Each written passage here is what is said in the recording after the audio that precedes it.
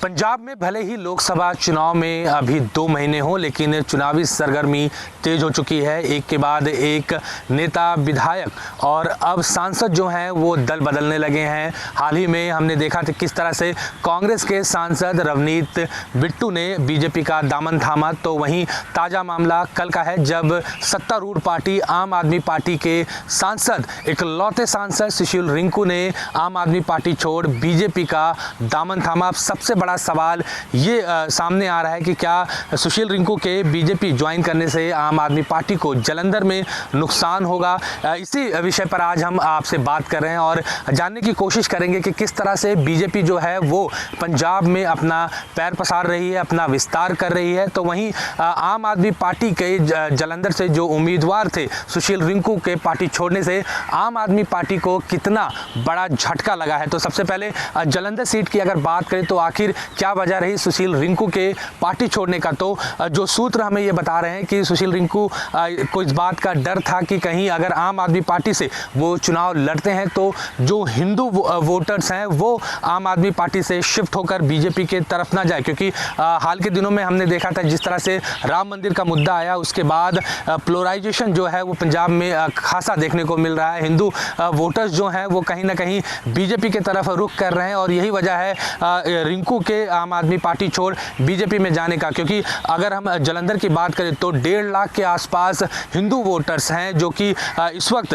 BJP के साथ खड़े नजर आ रहे हैं। अगर वो हिंदू वोटर्स जो हैं बीजेपी को वोट देते हैं तो ऐसे में उसका फ़ायदा जो है वो सुशील रिंकू को होगा। क्योंकि अगर जालंधर सीट की बात करें तो वो रिजर्व सीट है और रिंकू जो है वो रामदासी समाज से आते हैं और उस सीट पर रामदासी जो समाज है उसका प्रभाव खासा देखने को मिलता है। तो रिंकू का ये समीकरण है कि अगर उनके समाज के लोग बीजेपी को सपोर्ट करते हैं और जो हिंदू वोट हैं खासकर जालंधर के शहरी इलाकों पे तो वो वोट दोनों एक साथ कंसोलिडेट करते हैं तो बीजेपी जो है वो खासा मुकाबला जो है वो जालंधर में आम आदमी पार्टी और दूसरी पार्टियों को दे सकती है। वहीं चूंकि आम आदमी पार्टी के अलावा अकाली और बीजेपी के बीच में अलायंस होना था जो कि नहीं हो पाया, उसमें ये माना जा रहा है कि बीजेपी जो है अपनी प्लान बी के तहत अब काम कर रही है। उन सभी नेताओं को जो दूसरी पार्टी में हैं उनको एक एक करके बीजेपी जो है वो ज्वाइन करा रही है और उसी में सबसे 2 बड़े नाम जो हमने हाल के दिनों में देखा, एक लुधियाना से रवनीत बिट्टू का नाम सामने आया जो कि मौजूदा सांसद हैं कांग्रेस से और वो बीजेपी में शामिल कर गए और कल जिस तरह से सुशील रिंकू ने साफ किया। और यही वजह है कि हम बार बार ये कह रहे हैं कि बीजेपी जो है वो पंजाब में बड़ी तेज़ी से बढ़ रही है और इस बार का जो लोकसभा चुनाव है उसमें बीजेपी जो है वो अपना साख जरूर छोड़ना चाहती है। और जो मॉडल हम देख रहे हैं उसमें साफ तौर पर लग रहा है कि जिस तरह से हमने पश्चिम बंगाल में देखा था कि पिछली लोकसभा चुनाव में आम आदमी पार्टी बीजेपी ने टीएमसी के बड़े नेताओं को तोड़कर बीजेपी में लाती है और उन्हें लोकसभा चुनाव लड़ाती है और उसका नतीजा हम सबके सामने रहा कि बीजेपी को खासा फ़ायदा जो है वो पश्चिम बंगाल में हुआ। कुछ वैसे ही मॉडल जो है हमें पंजाब में देखने को मिल रहा है। सबसे पहले बीजेपी ने सुनील जाखड़ जो कांग्रेस के प्रेसिडेंट भी रहे हुए हैं उनको बीजेपी ज्वाइन कराती है और उनको प्रदेश का अध्यक्ष बनाती है। और चूंकि कांग्रेस में रहे सुनील जाखड़ और ऐसे में पुराने नेताओं से उनका संपर्क रहा है और यही वजह है कि लगातार हम देख रहे हैं कि कांग्रेस से जो नेताओं का बीजेपी में आने का सिलसिला जो है वो शुरू हो चुका है। एक समय में सुशील रिंकू भी कांग्रेस में ही थे, कांग्रेस से विधायक भी रह चुके हैं और ऐसे में उनका कांग्रेस के लोगों से संपर्क में रहना लाजमी था।